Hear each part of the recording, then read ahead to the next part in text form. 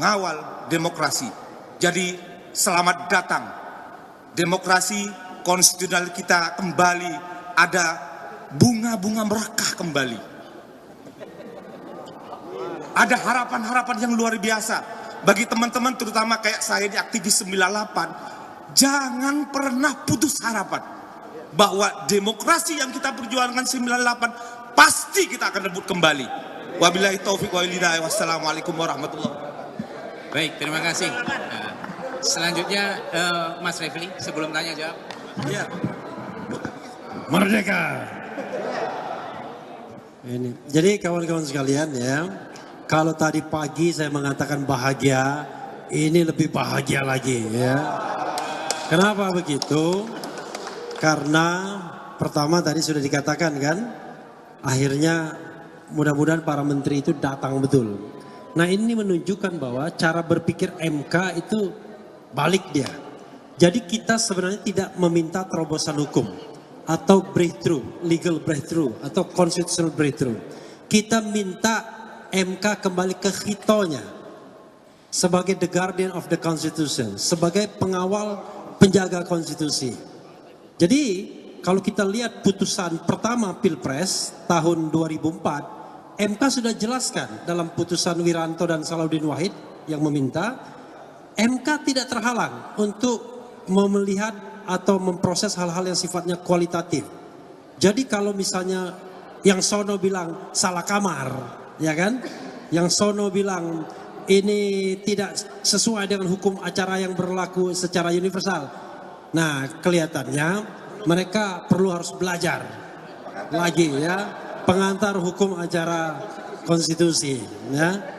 Karena orang-orang di sini ini orang-orang Mahkamah Konstitusi semua, sudah lama kita berkutat di sini. Tapi kalau ke pengadilan sana ya silakan saja ya, itu satu. Yang kedua, 3 argumen pokok kita proven, terbukti. 1, pencalonan Gibran tidak sah, melanggar hukum dan konstitusi. Dan itu sudah dikonfirmasi dengan ahli. Dan mudah-mudahan logika ini akan diperkuat lagi dengan pemanggilan DKPP dan lain sebagainya. Yang kedua, soal bansos, proven, bahkan dengan pakai ekonometri bisa dihitung bahwa sesungguhnya kemenangan paslon 02 itu tidak mencapai 50% plus 1 seandainya Jokowi tidak cawe-cawe plus bansosnya. Jadi ini hal yang sangat menarik. Jadi kita dapat kualitatif tapi dapat juga kuantitatif. Dan yang paling penting juga adalah sirekap. Sirekap itu selalu diremehkan sebagai alat bantu saja. Padahal saya katakan itu alat bantu kecurangan. Teman-teman lihat bagaimana sirekap itu luar biasa. Dia kacau, diperbaikin ratusan ribu kali, tapi tetap saja kemenangan 58% itu nggak berubah. Tiba-tiba hal yang kacau ini confirm sama dengan berjenjangnya. Masuk akal nggak? Sesuatu yang kacau bisa confirm dengan berjenjangnya. Maka kesimpulannya hanya satu saja, dua-duanya kacau. Dua-duanya tidak bisa dipertanggungjawabkan. Nah, tetapi sekali lagi kita mempermasalahkan governance pemilu secara besar yang kita anggap ada pelanggaran konstitusi.